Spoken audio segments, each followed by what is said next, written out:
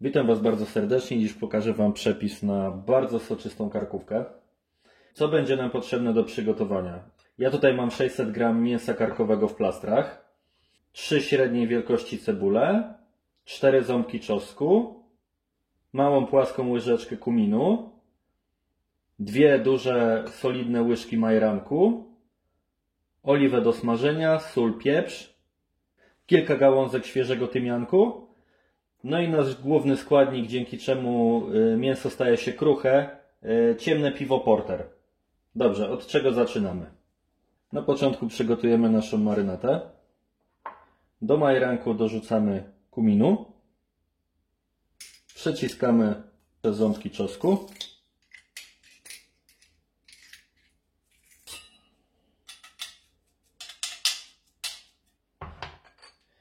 Dolewamy solidne 3 łyżki oliwy.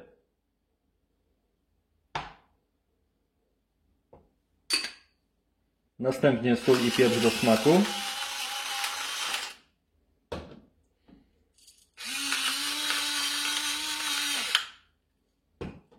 I wszystko dokładnie ze sobą mieszamy. Następnie bierzemy mięso. Standardowo mięso powinniśmy rozbić, natomiast ono będzie się piekło przez 1,5 godziny i w piwie samo skruszeje. Teraz bierzemy marynatę i wsmarowujemy ją całkowicie w mięso.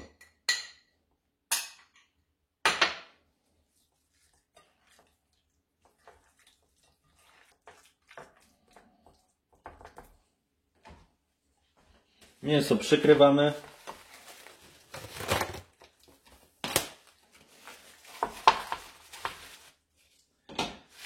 I wstawiamy do lodówki, najlepiej na noc. Jeżeli nie mamy czasu, możemy wstawić mięso przynajmniej na godzinę do lodówki. Zaczynamy od pokrojenia cebuli, kroimy ją w piórka, przechodzimy na patelnię. Rozgrzewamy na niej 2 łyżki oleju. Wrzucamy do podsmażenia cebulę.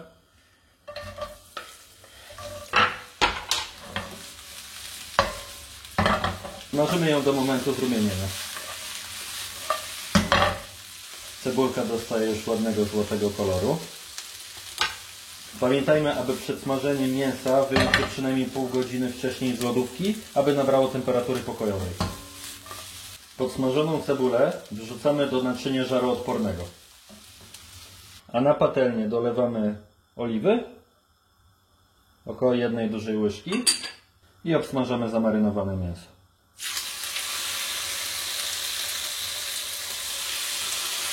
Dosłownie po minucie z każdej strony.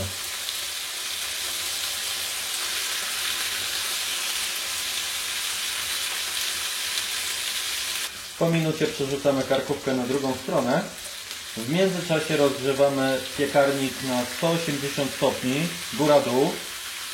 Będziemy ją tam piekli około 1,5 godziny. Pamiętajmy, że będzie ona zalana ciemnym piwem. Jeśli piwo nam będzie wyparowywać, to pod koniec pieczenia powinniśmy go jeszcze trochę dolać. Przerzucamy mięso do naczynia na cebulę. Dolewamy piwo porter.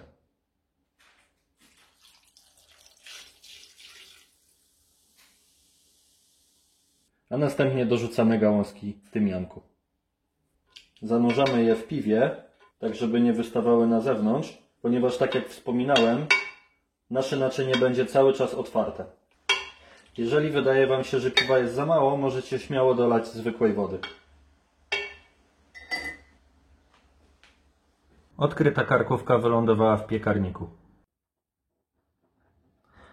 Tak po upieczeniu wygląda nasza karkóweczka. Gwarantuję Wam, że jest bardzo soczysta.